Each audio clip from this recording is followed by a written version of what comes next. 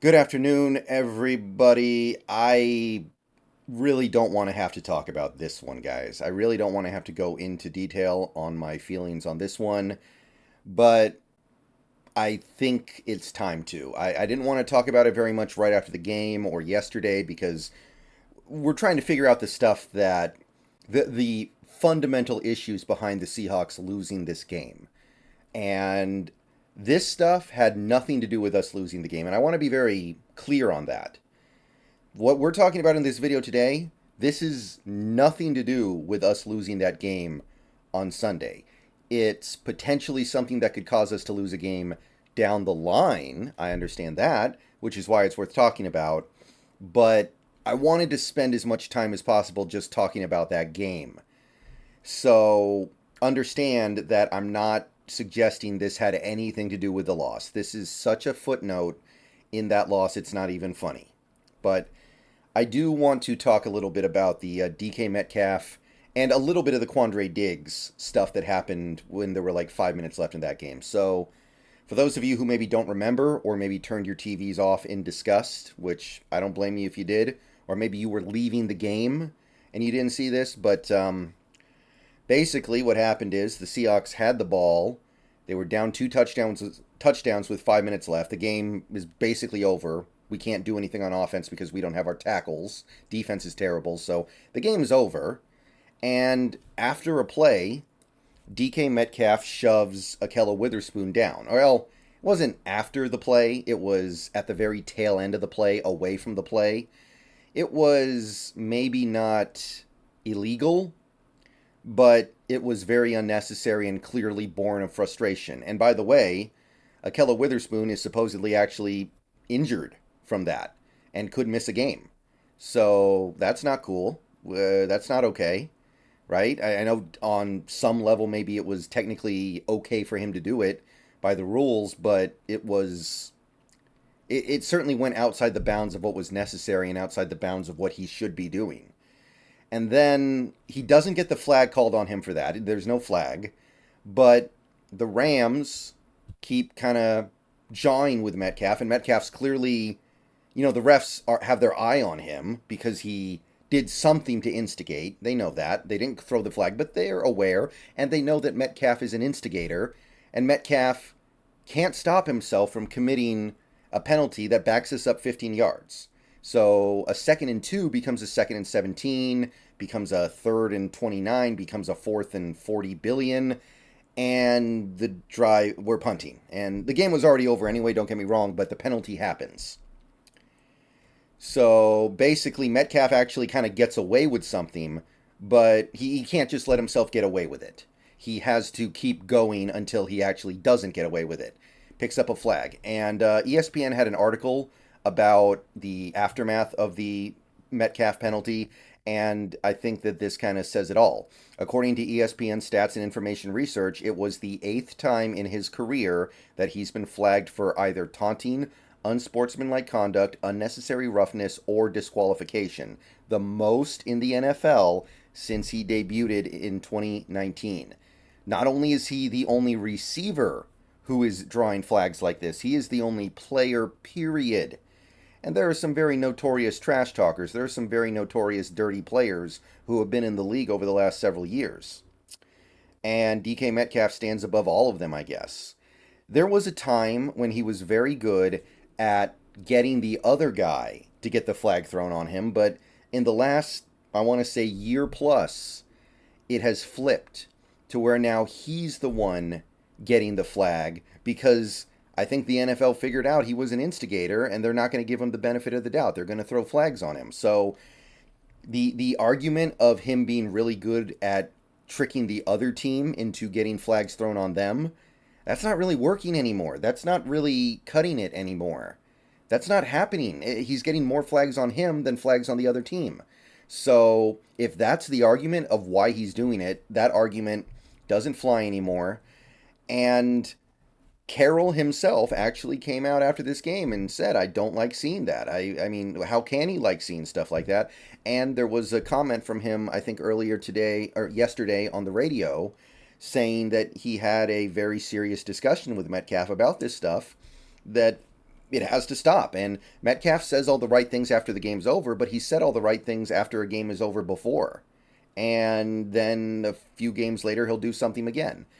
And I want to talk about all this because I've always been in DK Metcalf's corner. I've always been a big DK Metcalf fan.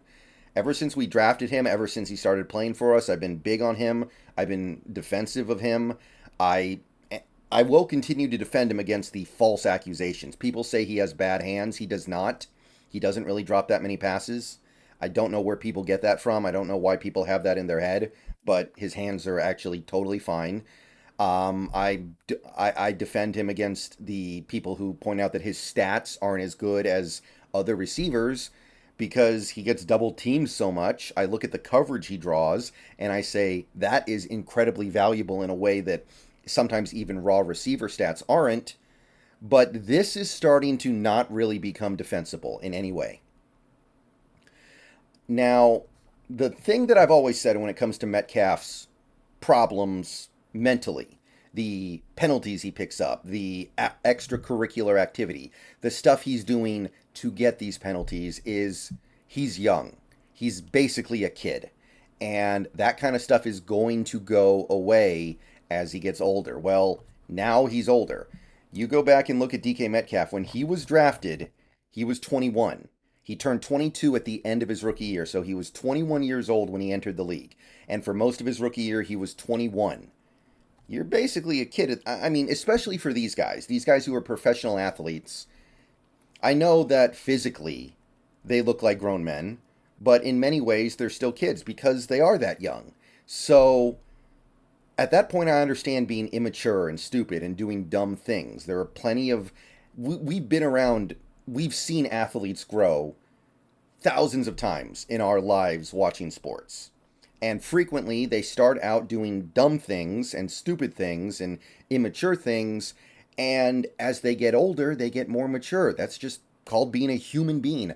As a human being, you get smarter and more mature as you get older. But we're not there anymore. DK Metcalf is currently 25 years old. He's going to turn 26 in December. So he's approaching his physical prime, and he's also approaching the point where he needs to basically be in peak mental form as well, and that means not acting like this. So my original excuse for Metcalf behaving like this is it's going away. Like that's you're not going to see that so much anymore. Like I understand that he's never going to be a diplomatic leader of men. I understand he'll probably never be a team captain. He'll never be the guy who rallies the troops. He'll never be the guy who plays the leadership role. I get that. A lot of receivers are like that. And there's a certain amount of tolerance you have to have for a receiver acting up a little bit. But this has gotten to the point now where it's going to start hurting the team. It hurt the team some last year, and there was some stuff he got away with. Like, remember last year when Jason Myers was lining up for a game-winning field goal, weeks 18 against the Rams? Metcalf was still on the field yelling at Jalen Ramsey or something and almost got a flag on him. Stuff like that. Like, that could have been a season ender. That could have ended our season. And he just can't get out of his own head and realize, I need to stop this right now. I need to turn myself off right now and go to the sideline and hope we can go win this game. But what I'm trying to say is this is a very pivotal point, I think, in Metcalf's career because Carroll is clearly taking this very seriously, seriouser than he ever has before. How will Metcalf respond? Because, again, he says the right things in the post-game press conference. But now that he's aware of how serious this is, how unacceptable this is, and how harmful this is to the team, not in this game, not on Sunday's game, but in a future game, is he going to get the picture here? And this has a chance to spiral even beyond being on Metcalf's fault. I remember there was a point in Randy Moss's career where he would draw 15-yard penalties for nothing. Like, there was this one game where he was a Raider. It was that short stint where he was a Raider. He caught the ball, got tackled out of bounds, and then, like, flipped the ball to the referee to have it spotted for the next play. And the referee decided, hey, I don't like that. I'm throwing a 15-yard penalty on you because it was Randy Moss and everyone knew he was kind of a bad character person. So they were like, oh, I'm looking to throw a flag on this guy. What can I get this guy for this time? Oh, he kind of flipped the ball at me. Flag, flag. You see that happen dozens of times in every NFL game. There's never a flag, but for Randy Moss, it was because Randy Moss was Randy Moss. So DK Metcalf, don't go down that road where they're just going to throw flags on you for no reason. So I'm very interested to see where DK goes from here because that was a very stark and obvious situation where he just needed to not let it get to him and not engage. He had already gotten away with it. He had already gotten away with something, and then he just decided, you know what? No, I guess I deserve this flag, so I'm going to make sure I go get it. The Quandre Diggs thing, I don't know what to think about that part of it. Diggs is a veteran. Diggs has been in this league a while. Diggs, I've never seen him really do anything like that where he just decides, I'm going to go get this 15-yard penalty because I'm mad and I want to take it out on somebody. So I don't know how to feel about that. Like that with Metcalf, we to a certain extent kind of expect it.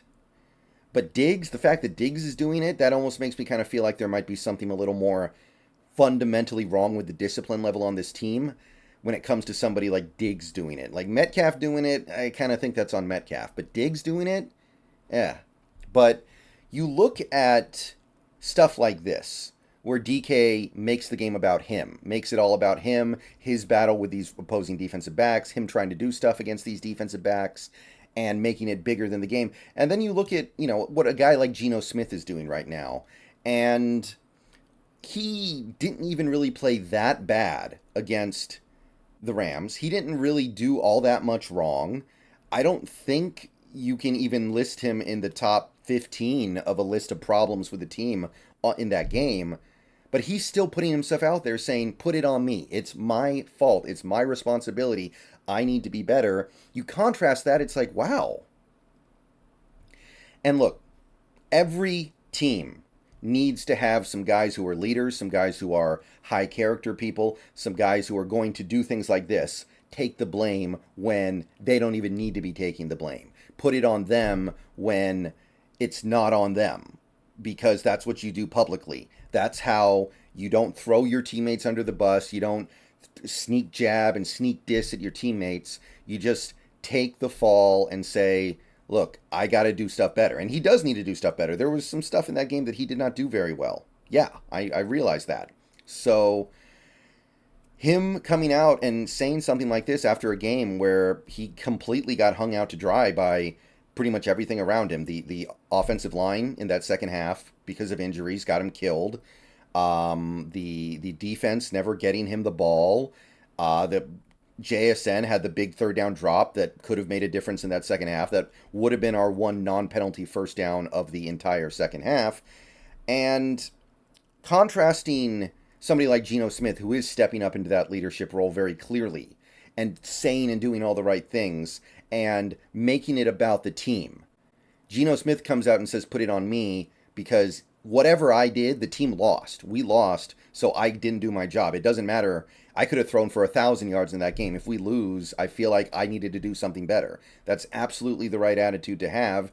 And that's why, even though I know that Geno Smith is not the greatest quarterback in the league, he's not Pat Mahomes, he's not Joe Burrow, he's not any of those guys, but I look at him doing stuff like this. This is the stuff, by the way, that like Russell Wilson could never do. Russell Wilson always found ways to sneak diss coaches and players whenever he was quizzed about bad play and bad performance in these press conferences. So seeing this from Geno just put so directly and so cleanly and not leaving any room for controversy or translators to try to say, ooh, who's he trying to put the blame on here? Who's he throwing under the bus here? No, he just says, it's me. I got to be better. This is my fault, and I'm going to work on it. I'm going to make this better. So you see something like this, and you see what Metcalf's doing. It's like this very stark contrast. So I'm very interested to see what happens with Metcalf from here on out. And where do you guys think this is going? Is he going to figure this out in time? Because obviously we have him on a contract that runs for at least a couple more years. He's not going anywhere in any obvious way. And I don't see him doing the destructive things that guys like T.O. did that made it basically sabotaged his place in a certain team.